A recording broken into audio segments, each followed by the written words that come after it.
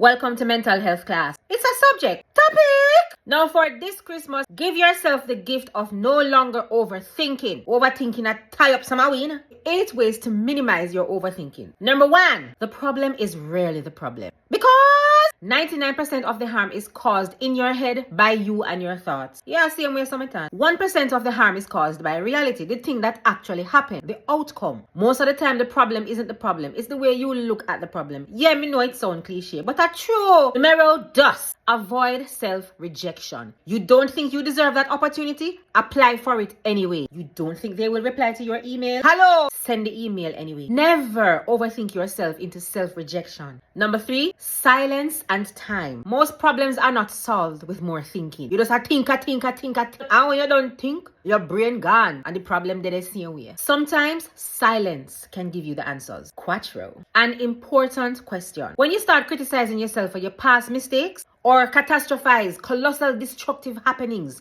around every corner, ask yourself this question. Is there anything I can do right now to change the past or to positively influence the future? If the answer is yes, do it. Take action. And about doubt yourself neither. If the answer is no, be at peace and let it go. Yeah. Number 5, the power of now. All you have is now. What you can do with now, you can make right of your past and make good for your future. Make peace with yesterday. It gone already. You cannot go back into it. Let go of tomorrow. What you going to tomorrow I do? Ya dopey? Lord me roughy. The Bible tells us, we do the style when them put the wig behind the hairline. It go on good. Matthew 6 verse 34 tells us, therefore do not be anxious about tomorrow. Tomorrow will be anxious for itself.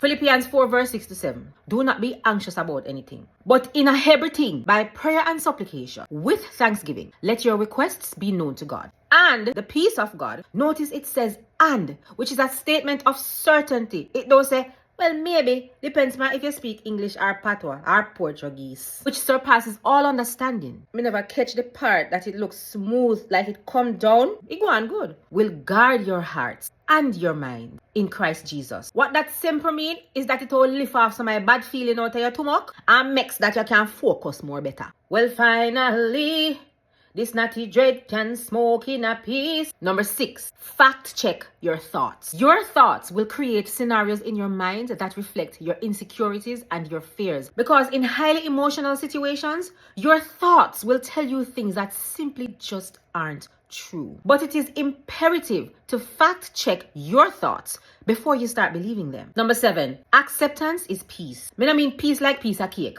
I mean peace like when your brain level and your heart sit down. No amount of anxiety will change your future. Accept uncertainty. It is not your prerogative to be certain about everything. Accept the uncontrollable. Ladies, nobody try to control your man. Yeah. You don't have to understand, tolerate, or even forget something. But if you want peace, you must accept it. Number 8, health starts with your mind. You can go to the gym, do yoga, take vitamins, dip and fall back, helicopter, 6:30, everything. But if you don't directly confront the negativity in your thoughts, you will never be truly healthy. Our mental health is not measured on scales. True health is measured by the quality of our thoughts and the peacefulness of our minds. Okay, that's it. I hope I helped somebody today. Bam! Trigger warning for the rest of the video. No, Chimmy got talk something now. Fun and joke aside, guys, overthinking can really wreck us. And I'm giving you these tips not because they sound good or they make a good video, but because I actually have had to implement them myself. As you know, I've had my own mental health struggles, and I'm going to repeat it just for my new followers. I survived 3 suicide attempts, and I self-mutilated via self-cutting for almost 30 years of my life. And so I've had to do the real deep work. It's not easy, but once you start and once you continue, you will finish. And I'm giving you these tips because really and truly, they can help. Have them as your own first aid procedure when you find yourself catastrophizing or overthinking. The way you try is to just not stop trying. You don't have to try good. You don't have to try bad. You don't have to try so that you can get an award. Trying simply means not stopping. Try to work on your overthinking over the holidays and into the new year, and you will find that you will live a much better quality life. I'm not talking about a quality life that everybody can see, but the quality of life that you can feel and that is undeniable to you. I love you guys. Mwah! Yeah.